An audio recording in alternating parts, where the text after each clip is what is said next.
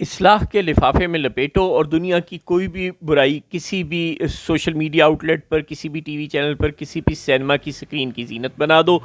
شروع کے زمانوں میں تو خیر ابھی تھوڑی سی عمر ہے میری، زیادہ نہیں ہے، لیکن جن لوگوں کی عمر ذرا زیادہ ہے انہیں پتہ ہوگا کہ جب کبھی فلم شروع ہوئی تھی سب کانٹیننٹ میں یا پوری دنیا میں، اور اس وقت جب کبھی ناچ گانا یہ سب کچھ دکھایا جانا لگا ہوگا تو یہ بھی اصلاح کے لیے دکھایا جانے لگا ہوگا کہ بھائی معاشرے میں یہ برائیاں بھی ہوتی ہیں، یہ نہیں ہونی چاہیے۔ اس کے بعد یہ رواج بن گیا اور پھر یہ معاشرے میں ایک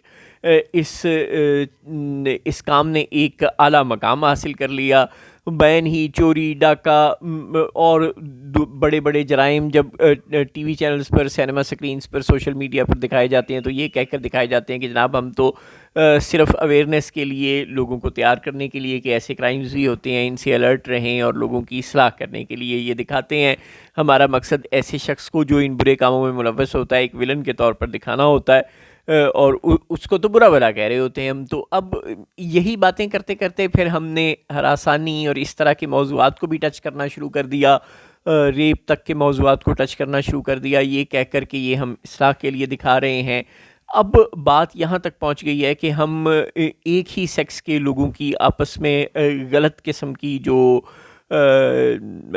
حرکات ہیں ان کو بھی ہم موضوع بنانے لگ پڑے ہیں اپنے ڈراموں کا، اپنی فلموں کا، اور یہ کہہ کر حتیٰ کہ اپنے سیاسی ٹاک شوز کا، یہ کہہ کر کہ یہ تو ہم برائی کو ہائی لائٹ کر رہے ہیں، ہم کوئی اس کو سپورٹ تھوڑی کر رہے ہیں۔ اسی طرح یہ چیزیں معاشرے میں بتدریج رواج پاتی چلی جاتی ہیں۔ بدقسمتی سے آپ جب کسی بات پر بہت زیادہ بات کرتے ہیں تو جو لوگ اس کے متعلق نہیں جانتے ہوتے وہ بھی جان لیتے ہیں۔ یہ ٹھیک ہے کہ آپ لوگوں کی اویئرنیس شاید آپ ان میں کریٹ کرنا چاہ رہے ہوں گے، آپ کی نیت پر شک نہیں ہے، لیکن اس سب حرکتوں سے جو کاؤنٹر پروڈکٹیو ثابت ہوں اگر سوسائٹی میں،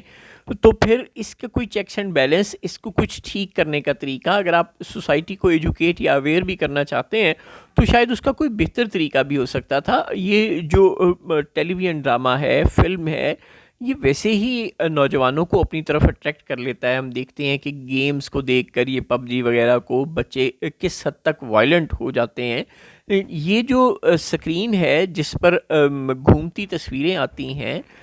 زندہ ویڈیوز آتی ہیں، یہ تو اچھوں کی ہوش اڑا کر رکھ دیتی ہیں، لہٰذا